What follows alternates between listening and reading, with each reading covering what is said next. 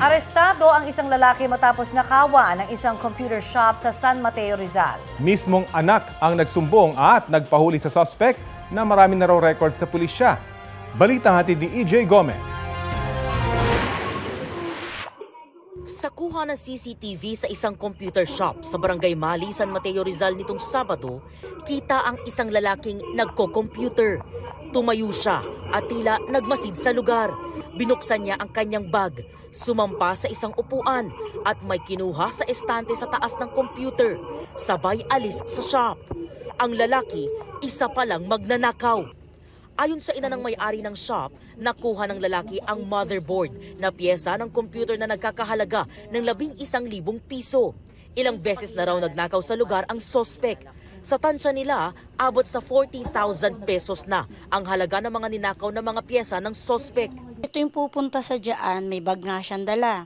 Tapos siguro mga 10 minutes pa lang, nagagalit siya sa mga bata, pinapalabas niya. Magsipaglabas nga kayo ito, yung ingay-ingay nyo, mga ganun siya. Tapos may lumalabas na rin siya kasi may motor-motor siya. Yung anak ko pagdating ng gabi, nagririt ng ito yung gagawa, mama bakit wala yung malay ko kako. Kaya ang ginawa ng anak ko kayo, nag-install na nga siya ng hidden camera dyan. Sa isa pang CCTV na kuha sa kalapit na computer shop, kita ang suspect na nagbebenta ng mga ninakaw na items. Yung ninakaw niya po raw, naibenta niya lang ng 50 pesos. Kaya lang, sabi naman po ng may-ari, 11,000 yung presyo nun, inano mo lang ng 50 pesos. Naaresto ng mga tauhan ng barangay ang suspect nitong linggo.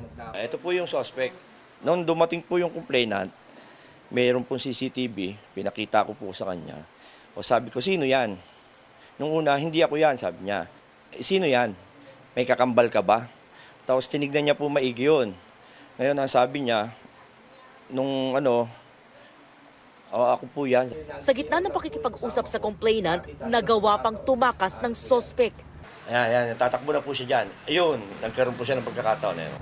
Nang mag-viral ang post ng biktima sa social media, nakatanggap daw siya ng tawag mula sa mismong anak ng suspect para isuko sa mga otoridad ang kanyang ama na nagtatago sa kanilang bahay sa Montalban.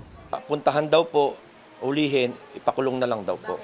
Kasi masyado ng araw pong maraming yung tatay niya, maraming record. Umamin ang suspect sa krimen pero tumanggi siyang magbigay ng pahayag sa kamera. Nakakulong siya sa custodial facility ng San Mateo Municipal Police Station. Sasampahan siya ng kasong theft. EJ Gomez, nagbabalita para sa GMA Integrated News.